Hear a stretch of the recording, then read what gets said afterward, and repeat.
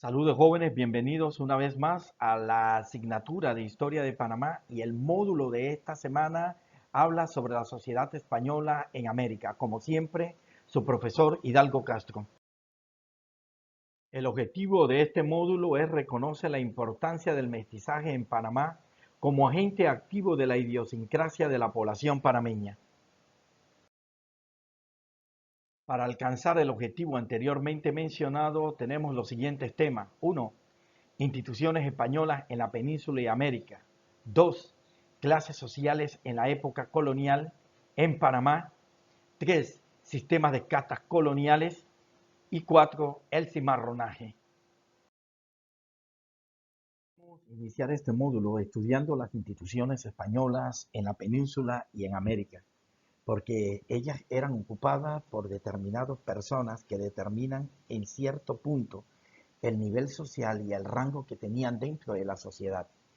Luego de consolidar la conquista en los territorios de América, el gobierno tuvo la necesidad de establecer autoridades que rigieran el vasto y heterogéneo imperio americano.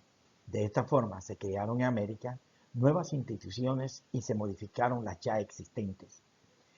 Las posesiones americanas fueron consideradas por ley como parte integrante de la monarquía española y como colonias, aunque en la práctica española fue así. Entre las autoridades encontramos en la pirámide social, en la cumbre de la pirámide social, teníamos el rey, que era la máxima autoridad.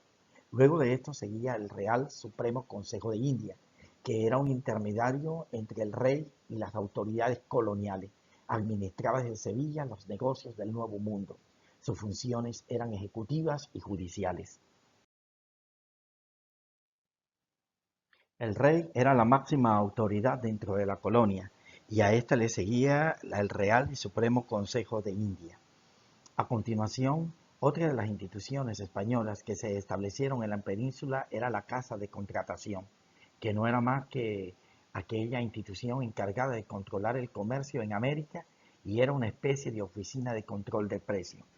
La principal institución española establecida en el continente americano eran los virreinatos, y estos eran los representantes directos del rey en la colonia. En América existieron el virreinato de la Nueva España y el virreinato del Perú como los primeros virreinatos, y posteriormente se crearon los virreinatos de la Nueva Granada y los virreinatos del Río de la Plata.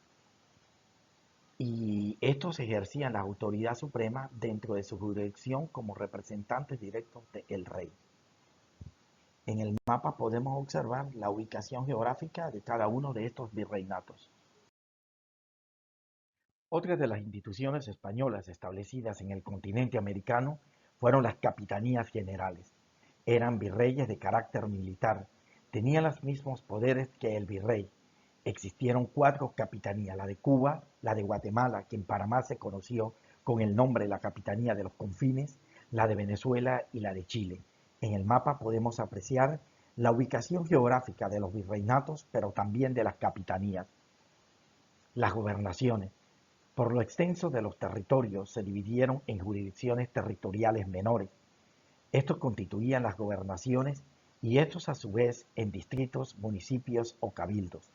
El propósito de esta institución era mantener la paz y la justicia en sus respectivos dominios. Panamá se inició como una gobernación. Real Audiencia. Eran encargadas de administrar justicias. Sus miembros se llamaban oidores y gozaban de una excelente posición social. Real Audiencia de Panamá. El rey Carlos V estableció la Real Audiencia de Panamá por Real Cédula expedida el 26 de febrero de 1538. Estaba formada por 4 oidores, un fiscal y 2 alcaldes. La última institución española en el continente americano fueron los cabildos, que eran una unidad local de gobierno en Hispanoamérica. Esta institución era originaria de la región de Castilla y poseía autoridad local y era la única en la que el criollo se encontraba ampliamente representada hasta un cierto punto. En 1510 se funda Santa María la Antigua del Darién y allí se instala el primer cabildo americano. Esta institución, que se organiza en todos los pueblos de América, se convierte en el órgano adecuado para desarrollar las aspiraciones sociales, económicas y políticas de las colonias en América. Para concluir con el tema anteriormente mencionado de las instituciones españolas durante el periodo colonial, podemos decir que éstas se subdividían en dos: las que se encontraban en la península, que no eran más que la Real y Supremo Consejo de India, el rey que se encontraba en la cumbre de la pirámide social y la casa de contratación, y las que se encontraban en el continente americano como los virreinatos, las capitanías generales, las gobernaciones, la Real Audiencia y los cabildos.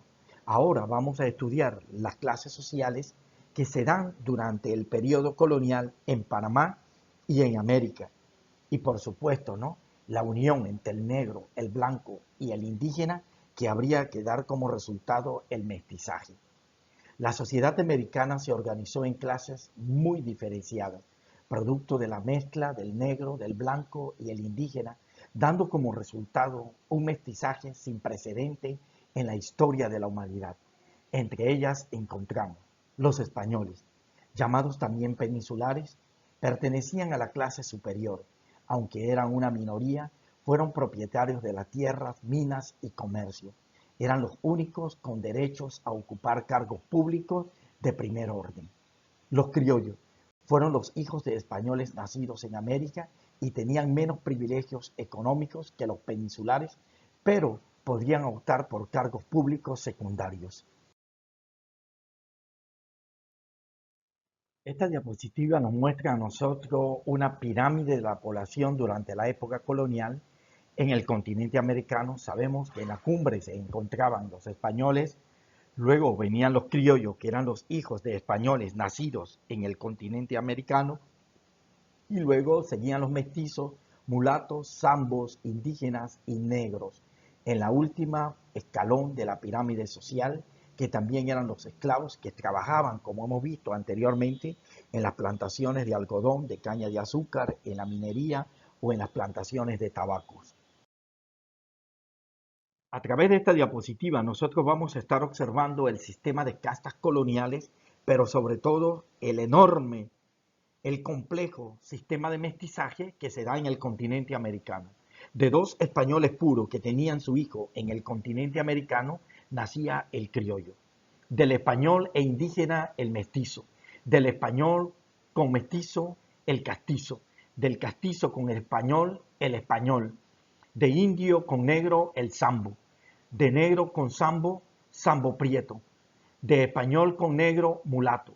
De mulato con español, morisco. De español con morisco, albino.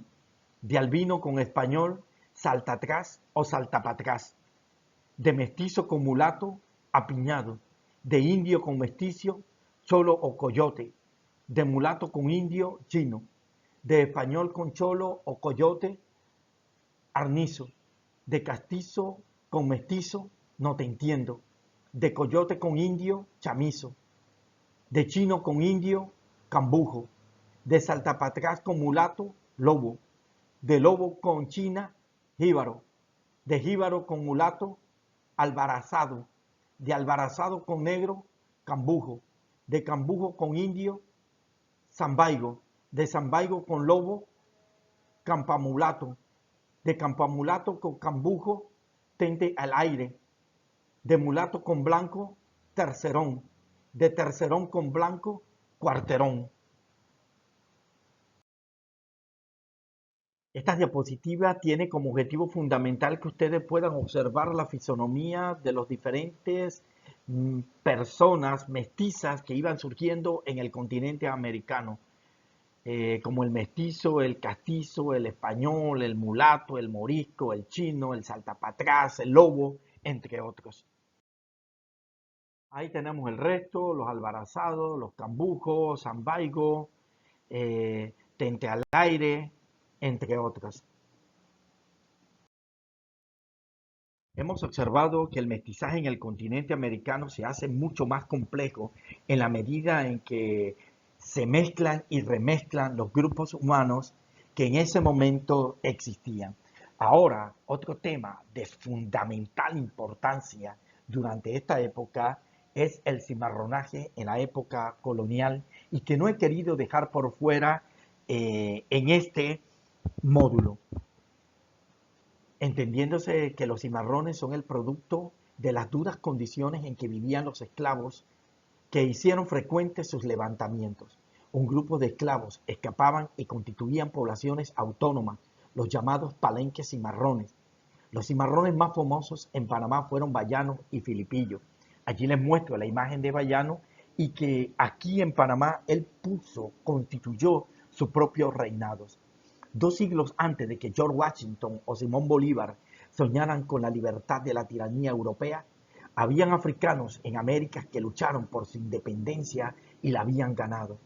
En todo el mundo, el nuevo mundo, los africanos esclavizados resistían sus sometimientos en una variedad de formas, desde silenciosos actos de sabotaje hasta levantamientos armados.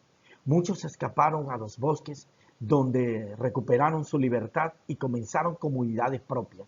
Los españoles llamaron a estos fugitivos de la esclavitud cimarrones, del término taíno para vuelos de una flecha. Siempre que le era posible, estos africanos buscaron la compañía de otros como ellos que hablaban su idioma y compartían sus costumbres.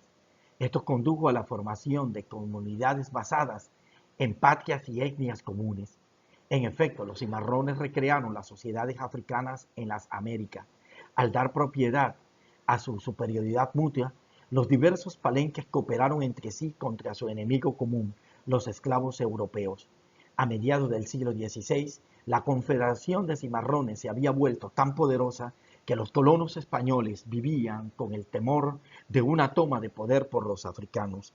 De esta manera, damos por concluido el módulo de esta semana. Los invito a realizar el ejercicio de estos temas que se encuentra en la plataforma de TIM.